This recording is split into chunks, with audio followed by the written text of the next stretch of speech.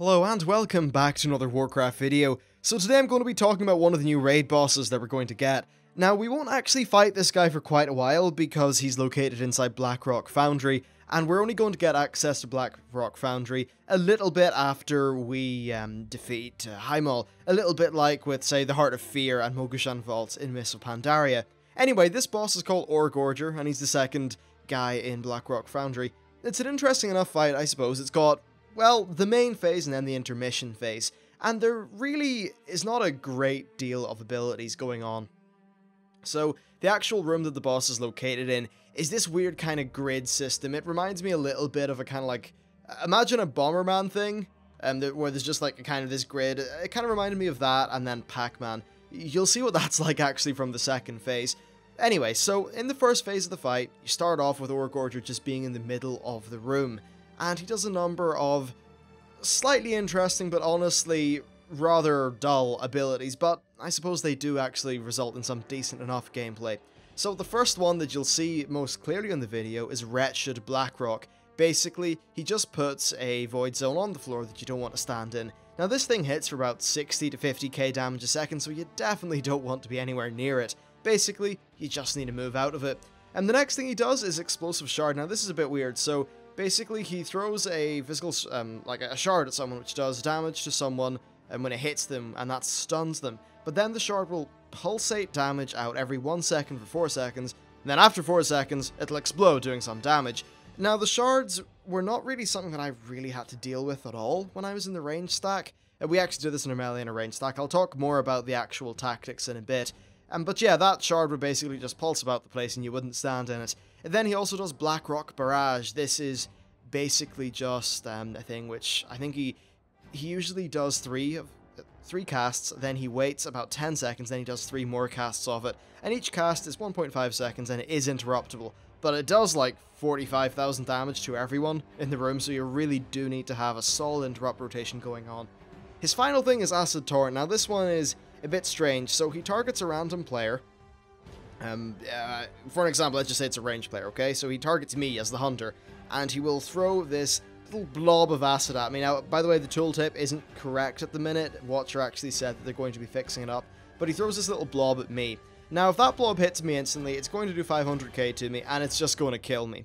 So the way that you deal with this is your tank makes sure that they basically soak the blob for a little bit once he fires the blob from the front of him, right? So you want it to go through the tank and then hit you.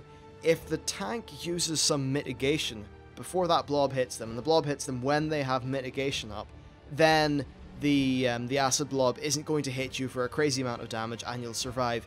It's a bit of a weird mechanic, and it does leave the tank with a debuff that I think increases the damage by, well, it's either 50% or 150%. So obviously you need to do a tank swap on that one. Now, in terms of how this actually plays out, well, what we did is we put all the ranged in one little corridor, and then we put the melee in a stack at the boss, and we just made sure that the melee were moving away from those shards, and the range would just move away from the acid, like, blobs on the floor, the void zones. Now, it wasn't until very late in the testing that we worked out how Acid Torrent was really working, so in a lot of our footage that just wasn't really functioning too well, unfortunately. Yeah, but Acid Torrent was the main thing that was wiping us, because essentially, since we weren't dealing with it right, it was just killing us, one by one. We could get through the first phase, though. And really, that was about it for phase 1. You just had to be really focused on getting your interrupts right. It seemed like there was a decent bit of healing going on there, but from what I've heard, healing right now in Warlords is in a bit of a poor state.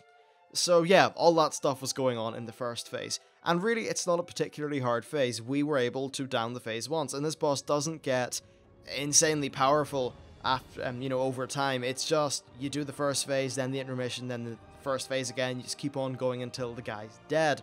Now, as for the second phase, well, unfortunately, every time we got to the second phase, most of us were dead, so we only got a few brief glimpses of it, and we didn't actually kill the boss.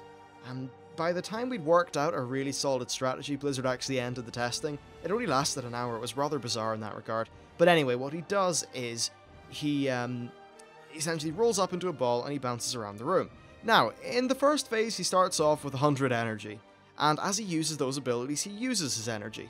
and the second phase starts when he's at 0 energy, and that energy is actually the amount of Blackrock ore that he's consumed. So what he does in the second phase is he rolls around the room trying to get more ore. Now, as he rolls around the room, he builds up this stack called Hunger Drive. Now, Hunger Drive will increase the damage of one of his key abilities in that intermission phase by 5%, and it stacks up to 100 times, so what you need to do is get him out of that intermission phase as soon as you possibly can.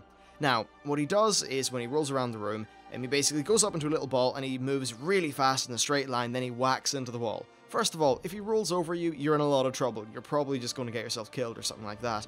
But when he hits the wall, I think he does a base of about 25k damage, but of course that's modified by Hunger Drive, so if he's been rolling around for ages and he's got 10 stacks of Hunger Drive, you're going to take an extra 50% damage, and now that can really scale up.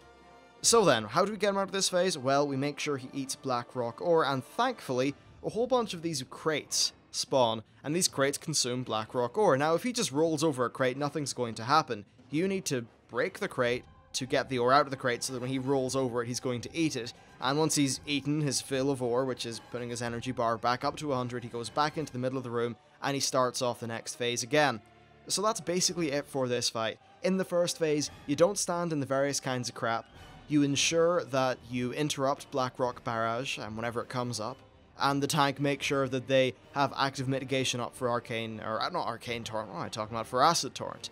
And then in the second phase, you make sure that you're not standing where the boss is going to roll, so that you don't get hit by him, and then you just free the crates, or free the ore from the crates by destroying the crates, and that's basically it. A bit simple, honestly, but this is only the second boss of the instance, and it is a 10 boss instance. One thing that you may be happy to know is that there's actually a bit of non-linearity by the looks of things, because you can either go left to Grull, or you can go right to this Oregorger guy, so at least you seem to have a bit of choice there. Anyway, so the boss itself looks fun enough, honestly. Nothing special. I mean, it's interesting, but nothing is particularly blowing my mind. It's just a solid enough, pretty cool fight that I suppose is backed up by a decent enough fun little gimmick for the intermission phase. Unfortunately, we just didn't get enough time to test it, but this is as much as I can really bring you on the topic. It's one of those fights where if you've seen the first phase and you've seen the intermission phase, then it doesn't really matter if you've killed him or not, you know the fight, it's just a matter of executions. Of course, this boss could change completely, but right now I think that it's conceptually solid, and it just needs more testing so we all see how it's going to play out, and it's going to be interesting to see if Blizzard do decide to make any mechanical tweaks to the boss. I think that Acid Torrent thing is a little bit clunky, but whatever, I mean, I suppose it's okay. Anyway, look, that's about it for the video. Thanks for watching, and I'll see you next time.